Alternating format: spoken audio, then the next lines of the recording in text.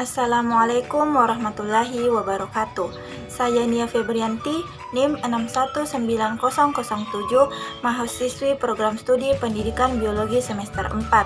Saya akan memaparkan salah satu tugas dari mata kuliah pengembangan pembelajaran biologi, tepatnya tata cara pembuatan program tahunan.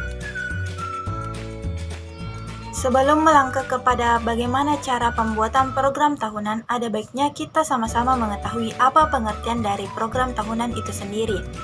Program tahunan adalah susunan alokasi waktu pembelajaran selama 1 tahun untuk mencapai standar kompetensi atau SK dan kompetensi dasar atau KD yang akan diharapkan. Alokasi waktu sangat diperlukan agar seluruh SK dan KD bisa diterapkan dan diterima oleh para peserta didik.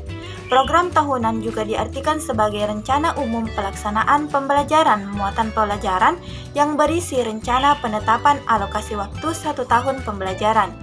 Program tahunan dipersiapkan dan dikembangkan sebelum tahun pelajaran karena program tahunan merupakan pedoman bagi pengembangan program-program berikutnya seperti program semester, silabus, dan rencana pelaksanaan pembelajaran.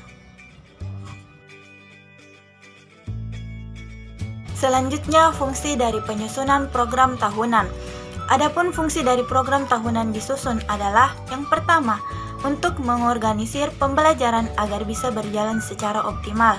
Kedua, dijadikan sebagai pedoman untuk menyusun program semester. Ketiga, dijadikan pedoman dalam menyusun kalender pendidikan. Dan fungsi yang keempat, digunakan sebagai acuan untuk mengoptimalkan penggunaan waktu efektif pembelajaran yang tersedia. Komponen yang biasanya tercantum dalam program tahunan antara lain.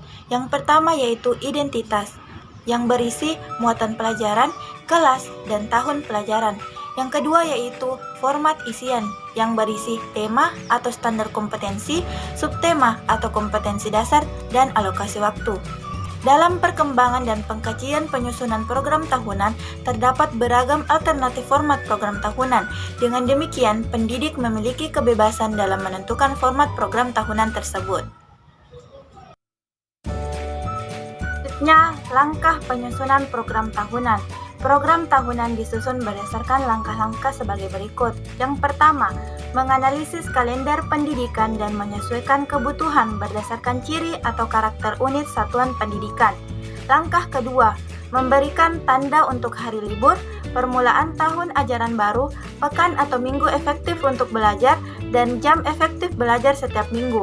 Adapun hari libur yang perlu diberi tanda meliputi libur akhir tahun ajaran, libur keagamaan, libur hari besar nasional, dan libur untuk hari khusus. Langkah ketiga, memperhatikan minggu efektif guna menyusun alokasi waktu di setiap kompetensi dasar. Dan langkah terakhir yaitu menetapkan alokasi waktu yang diperlukan untuk setiap mata pelajaran, kompetensi dasar, dan pokok bahasannya di pekan efektif. Alokasi waktu yang disediakan harus sesuai dengan ruang lingkup materi, tingkat kesulitan, pentingnya materi, dan waktu untuk melakukan review pada materi tersebut. Format pembuatan program tahunan dapat kita lihat pada gambar, di mana telah terrinci satuan pendidikan, mata pelajaran, kelas atau program, dan tahun pelajaran.